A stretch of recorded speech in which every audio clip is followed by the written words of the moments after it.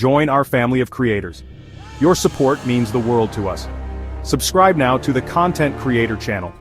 Your support keeps us motivated and helps us bring you fresh, exciting content every week. Hit that subscribe button and be part of our journey. In a world where political decisions ripple across continents, one controversial policy puts South African farmers at risk. This is the story of Trump's bold move and its far-reaching consequences. A significant international discussion has recently ignited. It involves the United States and South Africa. U.S. President Donald Trump has introduced a new policy. This policy focuses on white South African farmers. He suggests these farmers are in grave danger. He claims they face persecution and targeted violence. This has caused a lot of debate. Many people are questioning the basis of these claims. The situation is complex. It touches on history, politics, and social justice. On one side, Trump and his supporters describe a crisis where white farmers are allegedly under siege. They believe these farmers need urgent international help. This narrative has gained traction in certain circles. It has led to specific actions from the president. These actions have direct consequences for U.S. foreign policy. They also affect relations between the two nations. On the other side, many experts disagree strongly. South African officials argue that Trump's claims are not accurate. They say the portrayal of widespread racially motivated attacks is misleading. They point to official data and on-the-ground realities. The South African government is working on land reform, adding another dimension to the discussion. The aim is to understand the situation better. What are the facts? What are the misunderstandings? And what does this all mean for the people involved?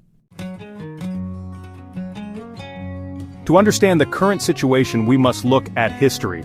South Africa has a painful past. The apartheid system created deep inequalities. One of the biggest inequalities was land ownership. The Expropriation Act of 2024 aims to address this. It allows the government to acquire land for fair redistribution. The goal is equal access to land for all South Africans. The government is proceeding cautiously to ensure food security. In February 2025, President Donald Trump took significant action. He issued an executive order halting U.S. aid to South Africa. This was due to his concerns about the treatment of white farmers. Trump believed they faced extreme hardship and danger. He also launched Mission South Africa, a refugee program. It offered asylum to white South African farmers. This program aimed to provide them with a safe haven.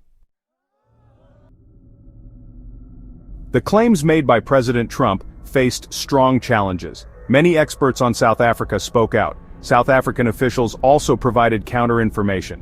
Fact-checking organizations investigated the assertions. The consensus among these groups was clear. They found that the claims of systemic violence were not supported by evidence. The idea of targeted persecution or genocide against white farmers was widely discredited. Official crime statistics from South Africa offered important context. Data from April 2024 to December 2024 showed that farm-related murders were a small percentage of total murders. They constituted only 0.2% of all murders in the country. During this period, 7 of these victims were identified as farmers. While every murder is a tragedy, these numbers did not support claims of mass, targeted killings. Experts also pointed to the United Nations definition of genocide. They stated that the situation in South Africa did not meet this definition. There was no evidence of intent to destroy a racial group. Trump also made specific claims about land. He suggested that white farmers were being killed after their land was taken. This statement was found to be false. By mid-May 2025, no land had been seized under the new Expropriation Act. This directly contradicted Trump's assertion. The discrediting of these claims was comprehensive, coming from various credible sources. The South African government reacted strongly to President Trump's policy. They also reacted to the narratives accompanying it. They firmly rejected the actions taken by President Trump. They stated that the claims made were factually inaccurate. They also said these claims were misleading. They felt the portrayal of South Africa's socio-economic conditions was distorted. This was a clear and direct rebuttal from Pretoria. The government was keen to set the record straight. South African officials expressed deep concern. They worried about how these narratives could affect their country. They felt the claims misrepresented South Africa's past and present situation. There was a fear that these misrepresentations could undermine diplomatic relations. Good relations with the United States are important. They also worried about economic stability. Negative perceptions can deter investment and trade. The U.S. market is significant for South Africa. In 2024, it accounted for 4% of South Africa's $13.7 billion in agricultural exports. The government emphasized its commitment to addressing land inequality through lawful and constitutional means. They reiterated that the Expropriation Act was part of this effort. It was not designed to punish any group. Instead, it aimed to promote greater fairness and justice. Their response was a mix of firm rejection and a call for dialogue. President Trump's Mission South Africa refugee program faced considerable criticism. Many questioned its fairness and motivations. The program offered asylum to white South African farmers. Critics noted these individuals are often economically privileged. They are generally not the most vulnerable group. This raised questions about why they were singled out. Critics argued U.S. refugee policy should be based on need, not race. Farm attacks in South Africa are a serious issue. It is important to acknowledge this reality. These attacks affect both white and black farmers. They often involve a disproportionate level of violence. This violence can be brutal and traumatic for victims. The South African government and various organizations recognize this problem. They are working to address rural safety and security. However, the narrative surrounding these attacks is often oversimplified. It is crucial to understand the context. Experts and South African officials generally agree on one point. They state that most farm attacks are motivated by robbery. They are not primarily driven by racial or political intent. Farms are often isolated, making them vulnerable targets for criminals. Socioeconomic factors also play a significant role. High levels of poverty and unemployment can contribute to crime, including in rural areas. While race can be a factor in some incidents, it is not usually the primary motive. It is also important to correct misconceptions about farming demographics. Contrary to narratives amplified by President Trump, most farmers in South Africa are black. Black farmers are predominantly small-scale operators. This diversity is often overlooked. Another layer of controversy involves Julius Malema.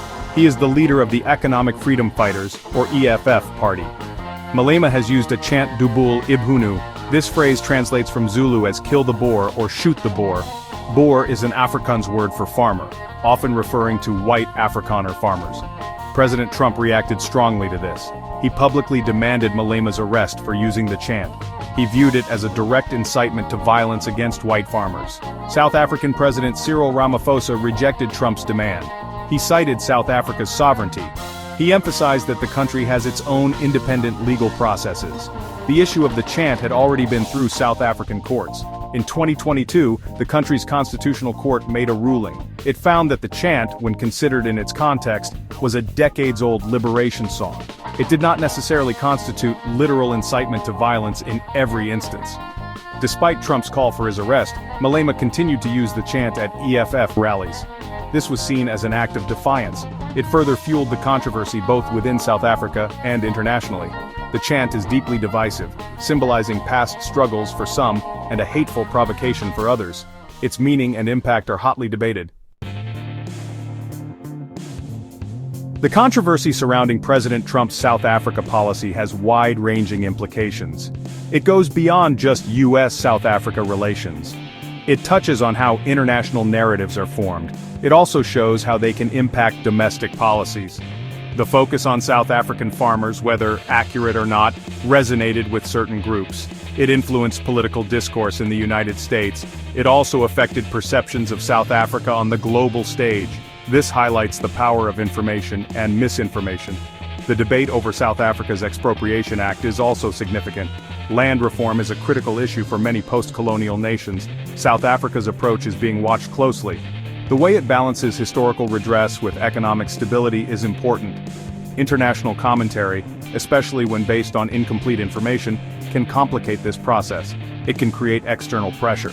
It can also provide ammunition for domestic political opponents. The goal of equitable land distribution is a long and complex journey. Furthermore, the discussion around the Mission South Africa refugee program raises questions. It forces a look at humanitarian principles and consistency in refugee policy. The decision to prioritize one group over others based on specific claims needs scrutiny. Ultimately, this entire episode serves as a case study in the impact of leadership pronouncements and the importance of fact-based analysis.